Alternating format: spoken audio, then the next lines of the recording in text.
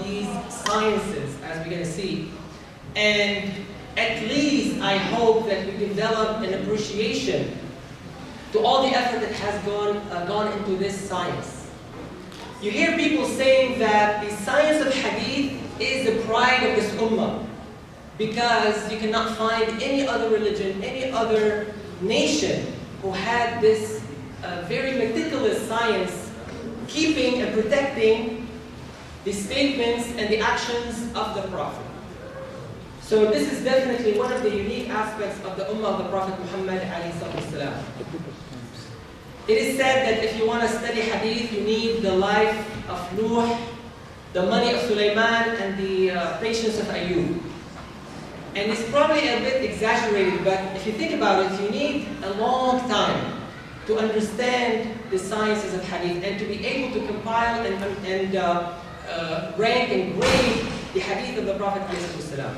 Also, you need a lot of money because you need a lot of books. I just brought a few to give you an idea of the type of material you will need.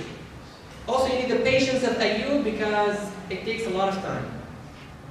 It's totally opposite to the science of fiqh, where it is better to just take one book, even a small book, and focus on it and understand it, and then you build up. In the case of Hadith, you need a lot of references. And inshallah, we're going to see some examples of that. Remember, I said sciences in plural because in the sciences of Hadith, you're going to see many categories. For example, you'll find the category of takhrij, and this is the ability to find the Hadith. Nowadays, I know you have Google and you just search the Hadith. As we're going to see, this was not the case in the past, and there are many different types of books that will help you and allow you to find the Hadith you want. Another type is tasheeh and tad'if. This is the ability to grade the Hadith of the Prophet and tell us if it is authentic or not authentic. The third type is al-jarh wa ta'deel. This is a science that focuses on grading the narrators. Are they reliable or are they not? And then we have the biographies. It's getting a little hot. The biographies of the narrators, which is called ilm al-rijal. It goes into the bios of each and every narrator in every transmission. And then, this is under adab and manners. You'd find a lot about the adab of the student of hadith and the teacher, the muhaddith. And finally, and that's really the most important part, is mustalah al-hadith. And that goes into all kinds of definitions and types of hadith, and we're going to see some examples of that. So let's begin with mustalah. Definitions. There are a lot of definitions. I'll go through a couple. First of all, what is a hadith? So a hadith is either a qawl, a statement of the Prophet Muhammad ﷺ. For example, if the Prophet said, إِنَّمَا الْأَعْمَالُ بِالنِّيَّاتِ, that is a hadith. It is a verbal hadith. But it is not limited just to the qawl. It is also the fi'l, the action of the Prophet ﷺ. Even if the Prophet did not say it. And in fact, we have books just about the actions of the Prophet ﷺ and nothing else. For example, if Aisha radiallahu anha narrated that she never saw the Prophet ﷺ pray Taraweeh more than, or pray Qiyamul Layl more than 8 rak'ah. The Prophet never said anything. It was the observation of Aisha radiallahu anha. But this is still qualified as a hadith. Or for example, the companion who said, رَأَى النَّبِيَّ صَلَّى اللَّهُ عَلَيْهِ وَسَلَّمَ أَخَذَ مَاءً فَتَوَضَّأَ, that he took some water and he made wudu. So the Prophet did not say anything, but it was the action of the Prophet that was observed and recorded. Likewise, we have iqrar, which is an approval of the Prophet ﷺ. For example, if he saw something and did not say a thing, that means that he approved of it. And that is considered a hadith of the Prophet ﷺ. And we have many examples like that. One time, a companion, Amr ibn al-As, he was traveling, it was very cold, he could not make ghusl, so he did tayammum instead. He made some ijtihad. He made it back to the Prophet ﷺ. He mentioned it to the Prophet, and the Prophet smiled. So that is a sign of approval. So the Prophet did not say anything, but the fact that he smiled shows that he approved of what this companion did. Likewise, one time a rabbi came to the Prophet ﷺ and he said, we find in our books that on the Day of Judgment, Allah subhanahu wa ta'ala will have the earth in his hand, or and the heavens and so forth, and the Prophet also smiled. Now, in this particular narration depends on your theological tendency. You might think, or you might, say that it is an agreement or something else. But in general, the smiling of the Prophet ﷺ was considered a sign of approval. Also, we have shama'il, and shama'il is two types. It's either the physical description of the Prophet ﷺ. So if there is a narration that says that the Prophet ﷺ was a certain height, or he used to smile all the time, or that he treated someone a certain way, like he was, for example, he had a sense of shame, al-haya. So these are either physical attributes or there's the moral character of the Prophet ﷺ. So all of that goes under shama'il. And a great example of shama'il is the book by Imam al-Tirmidhi called Shama'il al-Tirmidhi. Another two important definitions. One is sanad and matan. Now any hadith is or can be broken into two parts. You have the sanad, which is a chain of narration, and then you have al-matan, which is the actual text of the hadith. You cannot have a hadith that does not have these two parts. Now if you find a hadith that only has the text and no chain of narration, it is not a hadith. And the scholars refer to it as la asla lah. It does not have any foundation. And there are hadith like that. We don't call them hadith. But if some hadith just fall out of the sky and nobody knows, you cannot find it in any book whatsoever, and it does not have a chain of transmission, this is not a hadith because it is missing the sanad, it is missing the chain of narrations. So these two components are necessary in every hadith. Now, maybe I'll show you an illustration of a sanad. So this is a book written by Sheikh Mustafa al-A'zami. It's a refutation of an Orientalist. His name is Shacht. He's a German Orientalist. And basically he was kind of like doubting the origins of hadith. And that's why he said, this is on Shacht's origins of Muhammadan jurisprudence. So Sheikh al-A'zami refuted this Orientalist. And in there he has some illustrations of some chains of narration. Let's, for example, take a hadith about fasting. And I don't know if you can see it, but this is just one hadith. And you can see, for example, this hadith comes from the Prophet ﷺ here. And then it is narrated by Abu Hurairah and by Abu Sa'id al-Khudri, Ibn Mas'ud, Aisha, Ibn Uthman, Ibn Umayr, and Ali, radiallahu ta'ala. So this is the first line, that's the companions of the Prophet ﷺ. And then you're going to see how it branches out. So from Abu Hurairah we have Humam, Abu Salama. In fact, I wrote like 13 different students of Abu Hurairah alone. Al-Humam, Abu Salama, Abu Salih, Ibn Musayyab, Al-A'raj, Dawood, Al-Maqburi, Ajlan, Qais, etc. This is just the students, which is usually the Tabi'un, the students of Abu Hurairah alone. And you see how many. And then from those students you have even more, until you get here like almost tens of narrators, if not hundreds in some cases. So this is just one hadith. And you can see the tree of narration, we call it. And you can do this for any hadith of the Prophet ﷺ. You have to do a lot of collecting of different narrations. And then you can make your tree. And you're welcome to come and look at it afterward. I really love my books, so I don't know if I should pass it around, but I'll probably keep them here. You can probably order it on Amazon. And then there's another example here. This is the hadith of washing your hands after you wake up from sleep. You wash them 3 times. So this is narrated from the Prophet ﷺ, it's narrated by Abu Hurairah, Ibn Umar, Jabir, and Aisha and Ali. And from them you see many narrators from At-Tabi'un on to the collectors like Bukhari and Muslim, etc. Okay. I don't know if you can see this.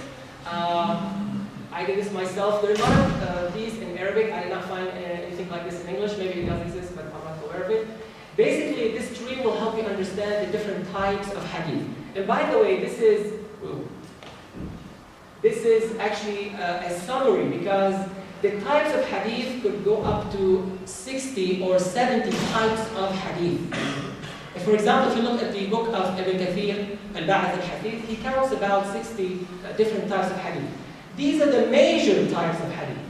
So for example, it depends the criteria you look at. For example, if you're going to look at the number of chains, then we go that route, and you either have mutawatir or ahad.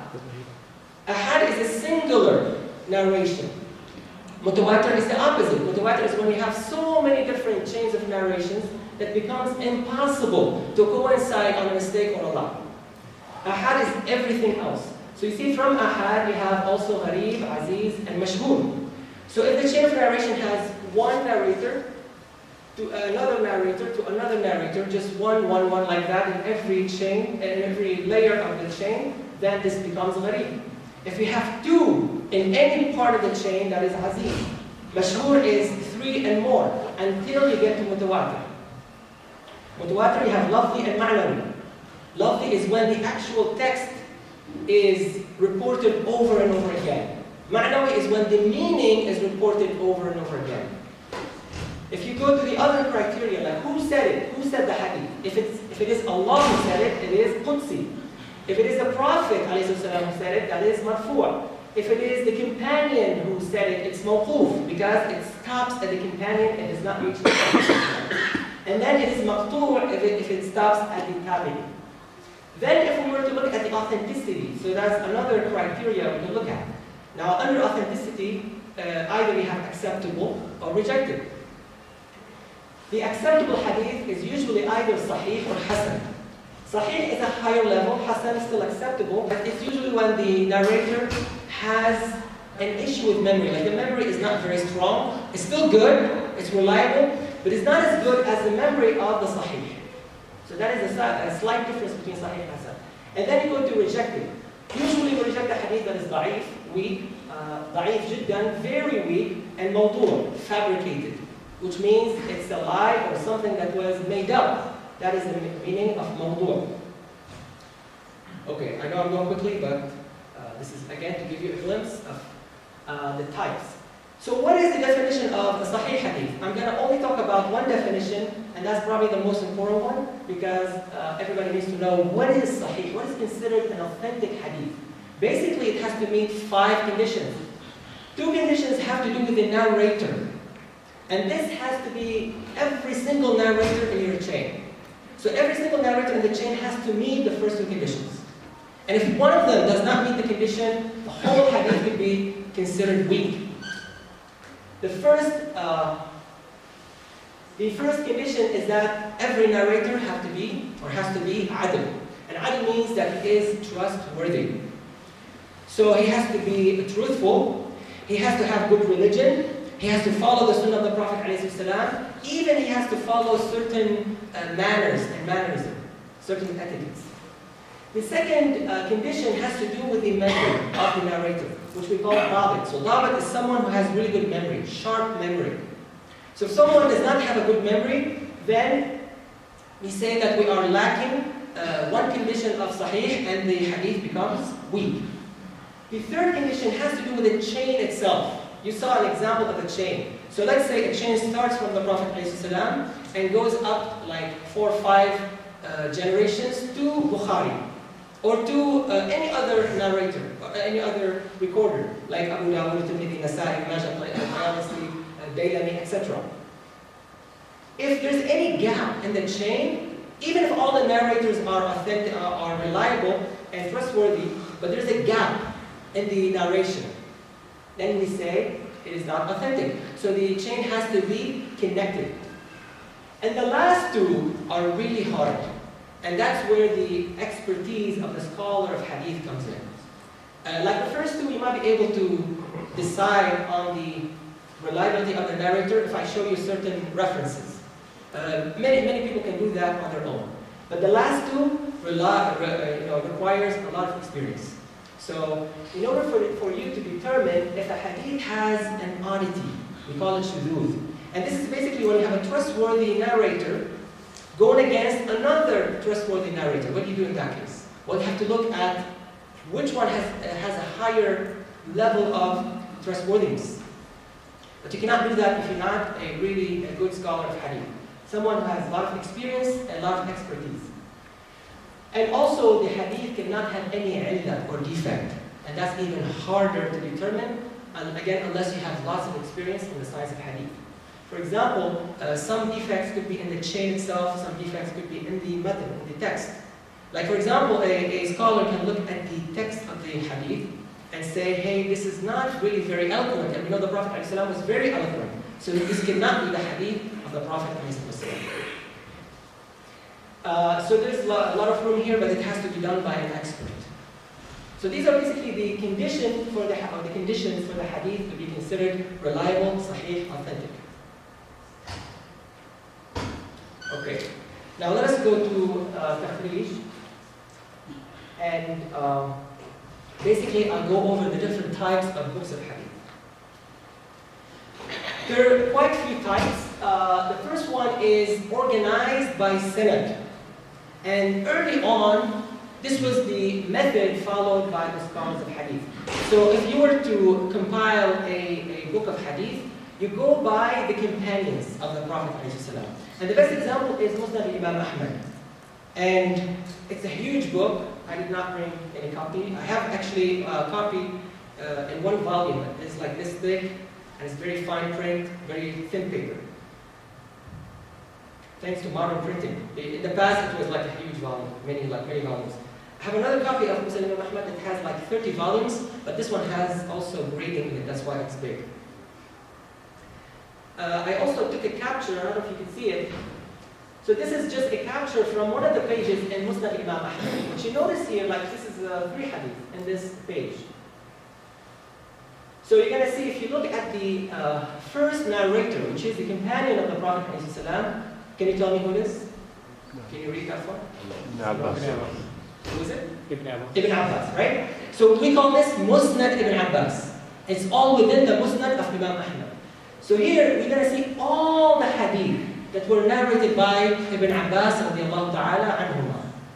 So you see, for example, one hadith related to the status of Abu Bakr, where the Prophet ﷺ said, I'm sure you're familiar with this one, where he said, if I were to take any Khalil, I would have taken Abu Bakr as my Khalil, my intimate friend.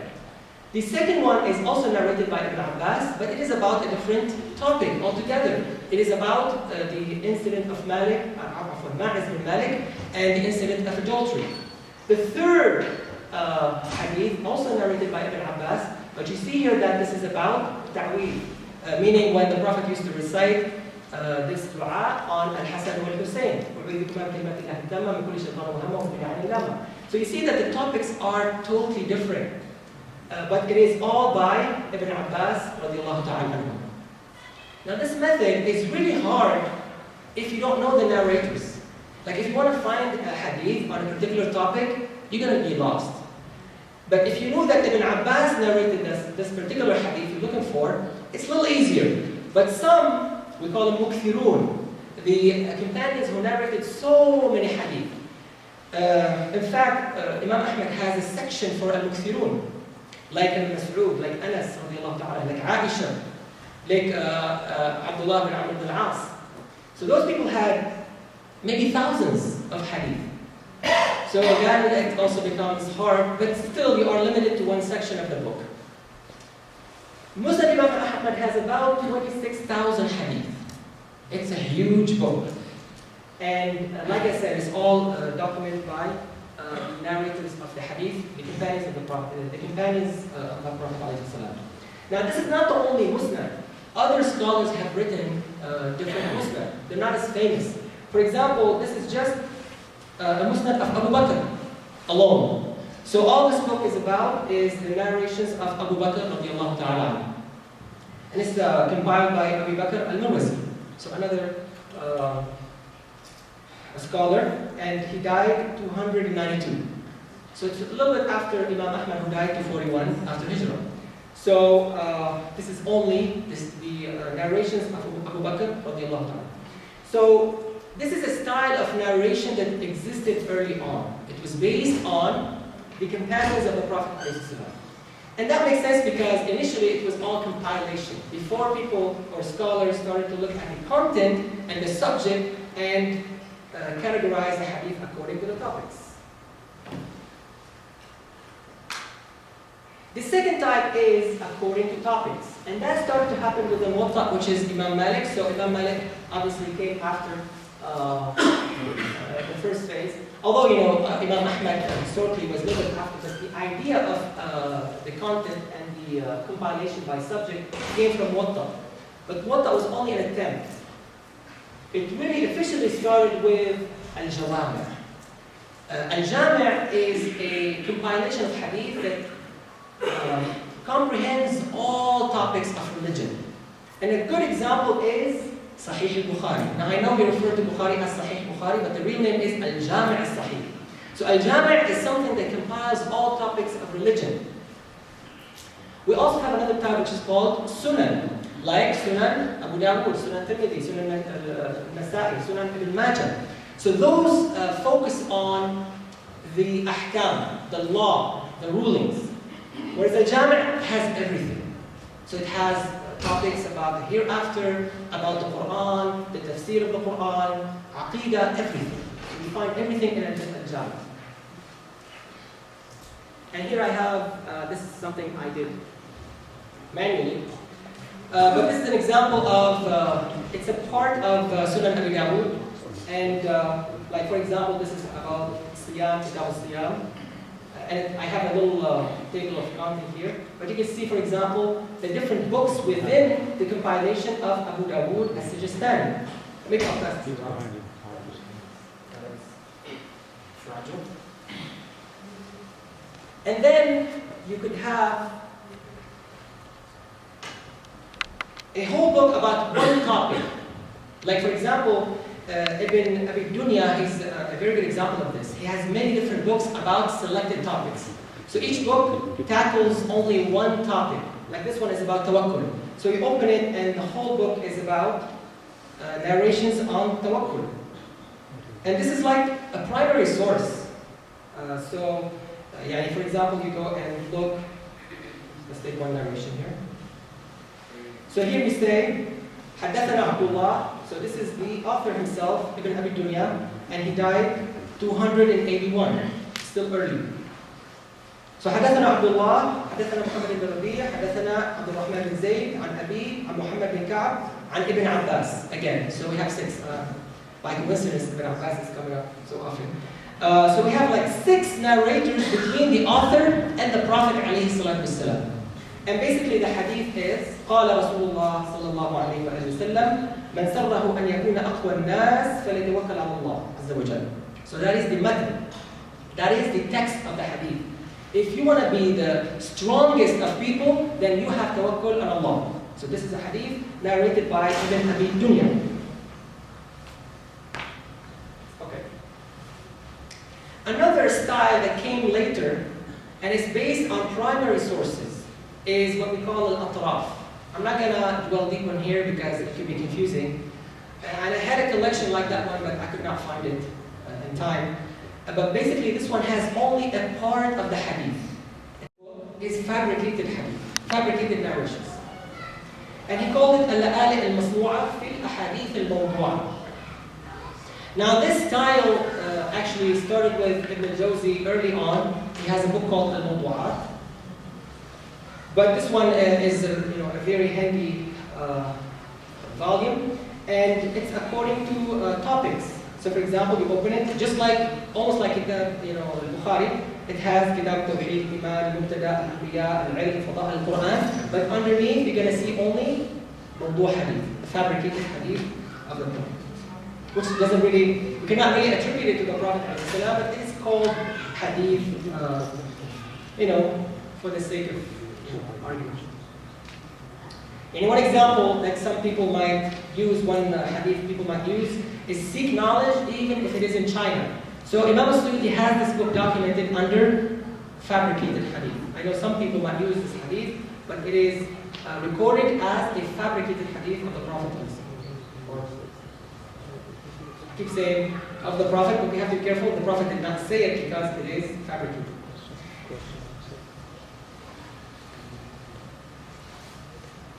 And I don't know if you want to look at it, but it's here. You're welcome to come take a look. Again, I want to make sure I still see my books. Where is the Sahih Bukhari? How many minutes? Only 5 minutes? It was 2 minutes. 7. I thought you were going to give me another signal. So I still have one topic I did not cover, and that's probably a little bit more meticulous and a little bit more complicated, and that's the topic of jarh and ta'deel. Like, how do the scholars find out if this particular narrator is trustworthy or not? So first of all, they have the concept of tabaqat. So we have to divide the narrators into different generations. Now some people say, well, okay, that's fine, it's just the Sahaba, the Tabi'een, Atba' Tabi'een. That's not exactly correct, because each of the generation will be broken down to sub-generations. For example, you notice here, in the Tabi'un, we have Kibar al-Tabi'een, the major Tabi'un. And those are the people who met many of the companions of the Prophet ﷺ, versus Sigar al-Tabi'een, who might have met only 1 or 2 companions of the Prophet ﷺ, and so forth. So then we go to people who never met anybody from the companions of the Prophet. And then we have Atba' al-Tabi'een, again, same thing, we have Kibar. So I think this is the classification of Ibn Hajar al-Asqalani. He broke it down to about 12 different layers or generations. And he's going to use this terminology in his books, Tahdhib al-Tahdhib and Taqrib al-Tahdhib. Another important terminology is, well, how do we grade the narrator? So there are at least 12 different grades as well. So it could come from the highest, which is Sahaba. Just by saying Sahabi, it means it's the highest level of trustworthiness. We don't have to say anything else.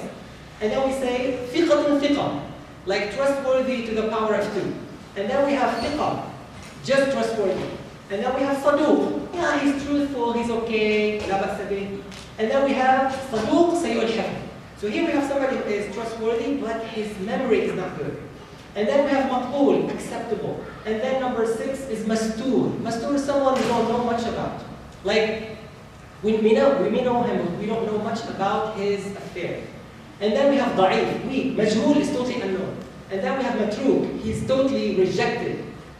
And then the last 2 are really bad. Man tuhma bil kadhib, someone who is accused of lying. And the last one is a liar, or wadda. So for example, if you look at a hadith and a chain of narration, and you find a fabricator, only one, immediately you say, this whole hadith is fabricated, and you throw it away. And that's what the scholars of hadith do. Just a quick example from Tahdhib al-Tahdhib. This is one of the books that focuses on the narrators, not the hadith, but the narrators of hadith. So for example, again, this is by alphabetical order. So this is all of the narrators that have the name Khalid. So any narrator in the 6 books of hadith or other books of hadith, as you can see in the beginning here, you have Khat, Khat, Qaf. Khat is like Tarikh al-Bukhari. Khat is like Adab al-Mufrad al-Bukhari. And then Qaf could be maybe Ibn Majah al-Qazwini. This man, Khalid bin Aslam al-Qurashi, you find the full name of the narrator, first of all. And he's going to tell you about his lineage a little bit. His brother, his name is Zayd bin Aslam, who happens to be Mawla Umar. And then he's going to tell you who his teacher is. Rawa Ibn Umar. So Ibn Umar is his teacher. He narrated from Ibn Umar.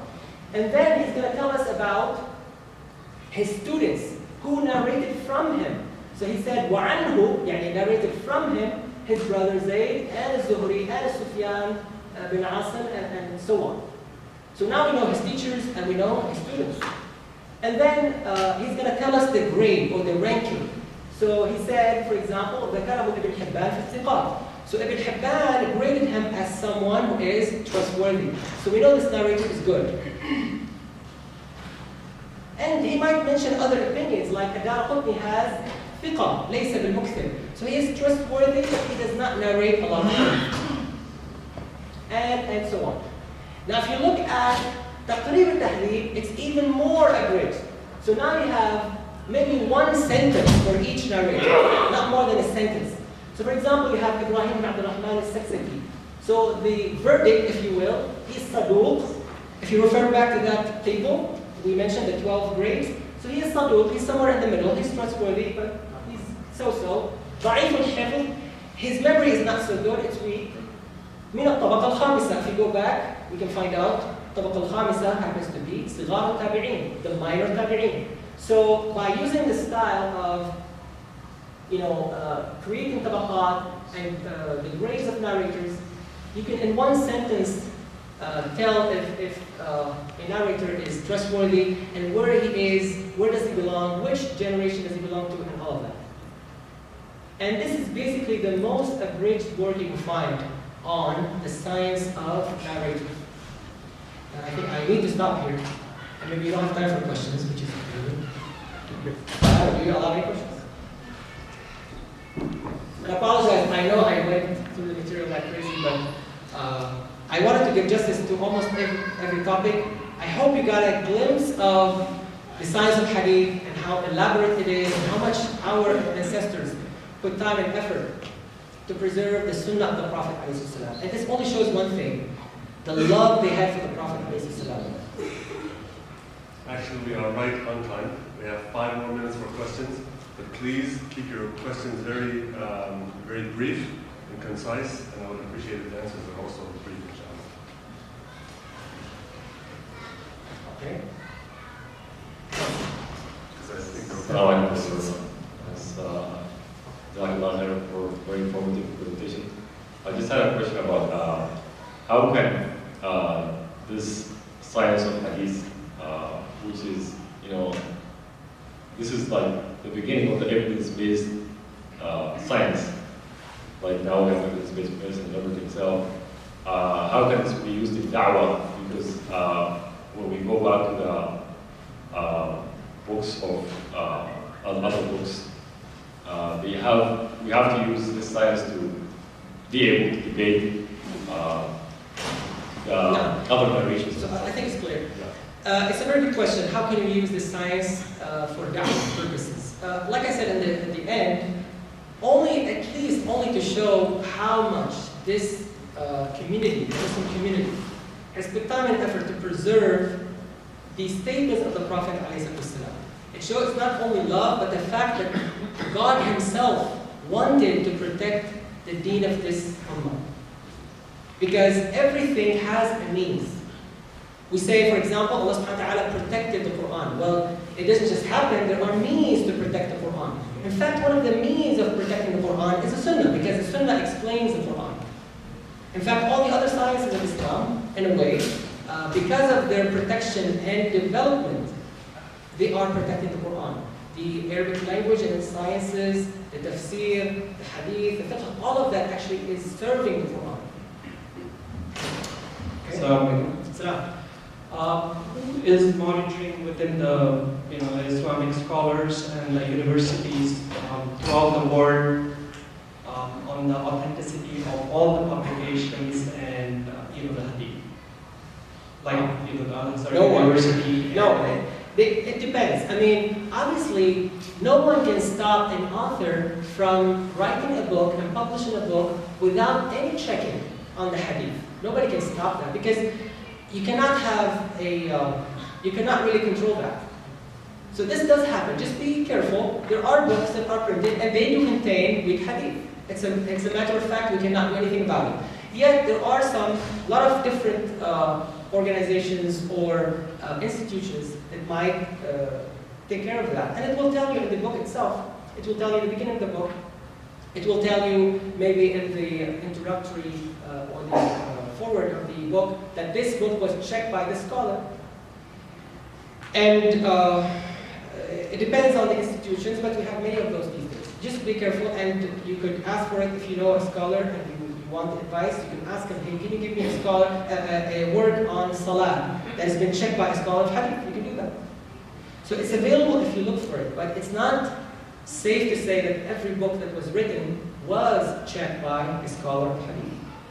That probably doesn't answer. Is there a system in place within big universities like Al-Azhar and Medina University where they are basically kind of researching all these publications? I'm not sure if it's done on every book that is published, but nowadays today is much better than it was, for example, let's say 100 years ago or even 50 years ago. Nowadays, many books that are printed do have takhrij at the bottom. So in the footnote, you find a very good, decent takhrij of the hadith in the book. It's not true, for example, 100 years ago. There was a lull in the science of hadith, and a lot of it, kind of almost disappeared. And recent scholars like Sheikh Ahmed Shakir in Egypt, Sheikh Albani in Bilad al-Sham, and there are some scholars in India and Pakistan who has done a massive work. And these were individuals, not institutions. And now you see a lot of books that have their footnote. And if it's not themselves who did the footnote, it'd be somebody who's using their books to add footnotes to these books. But I don't believe there is a systematic approach. I don't think this is done on every book. Not to my knowledge, maybe the Sheikh has done it. I'm not aware that this is done on every publication. Not even every publication that comes from Azhar is necessarily checked for hadith. Not like every single publication. Allahu Akbar. Assalamu alaikum. Wa alaikum salam. I have two small questions. One One question, question small is, question by the way. Anybody who says small question, I get scared. is there a weak hadith in Bukhari? And second question number two, Muwatta Malik, why is it not considered part of Sahih Sittah? Yeah, I mean, Sahih Sittah, by the way, the word Sahih Sittah is not exactly accurate because you probably can find some weak hadith. In fact, you do find some weak hadith in As-Sunan al-Arba'. The first two, Bukhari and Muslim, yes. And we say the majority of the Ummah says that Bukhari and Muslim are all authentic. Of course, al-hadith al-Musnad, there are some hadith in Bukhari that's mu'allaq. They're not full chain. It's part of Bukhari, but it's not considered a hadith of Bukhari. But it is mentioned in Sahih Bukhari. So if we take away al-hadith al-mu'allaq, yes, all of the hadith in Bukhari and Muslim are authentic. Now, yes, there were some scholars in the past who have put some, or who have questioned some hadith in Bukhari and Muslim, like Imam al-Darqutni. Even in the modern days, you have Sheikh al-Umari and Sheikh Albani, they have questioned some hadith in Sahih Bukhari and Muslim. That's fine, but they're very few. But in general, they are very authentic. Now we go to Abu Dawud, Tirmidhi, Nasa'i, and Majah, there are some weak hadith in those. So to say Sahih al-Sittah is not a very accurate statement. Why the six? I think they are very famous, so they were grouped together. But by no means they comprehend all of the Sahih. For example, Ibn Hibban has a Sahih, Ibn Khuzaymah has a Sahih, right? And what was the other part of the question? Why Muwatta Malik? Yeah, Muwatta Imam Malik. So Muwatta Imam Malik actually was written before that period. And Muwatta Imam Malik, because it has athar from the Sahaba and the Tabi'un, this is why we may not consider it Sahih. However, if you strip it away, if you strip all these narrations from the Sahaba and the Tabi'un, and you only keep the hadith, the actual statements of the Prophet, then you probably find majority Sahih. So I think we're out of time, but we have one truly quick question from the sisters. Can you repeat the website you mentioned? And is it only in Arabic or is it also in English? As far as I know, it's only in Arabic, but you probably can try Google Translate. I don't know if that would work there. It's called Durar.net. It's DORAR.net, N-E-T. Durar, like jewels. DORAR.net. And there's also apps for mobile. Yeah, nowadays, Durar itself has apps. Durar has an app. I still prefer the old method, by the way, because what happens when you have these books in front of you? See, when you do Google search, you have no idea about the scope, all this elaborate work. But when you go through a book looking for a hadith, you're going to come across so many hadith, and this is what made the early scholars so intimate with the hadith of the Prophet ﷺ. Imagine someone, a scholar, like Ibn Hajar, who's going through the hadith every day, looking for a hadith, and he might come across 100 hadith. He's going to be familiar with all these hadith. So the next time, or the 10th time, or the 100th time he's looking for a hadith, he's going to be familiar with all the other hadith he came upon. But if you do Google search, you're going to miss all of it. You're going to miss all the fun. But it's up to you. So don't take the easy route. Yeah, it's never easy with the science of hadith. And inshallah, I hope you all learned something, whatever it is.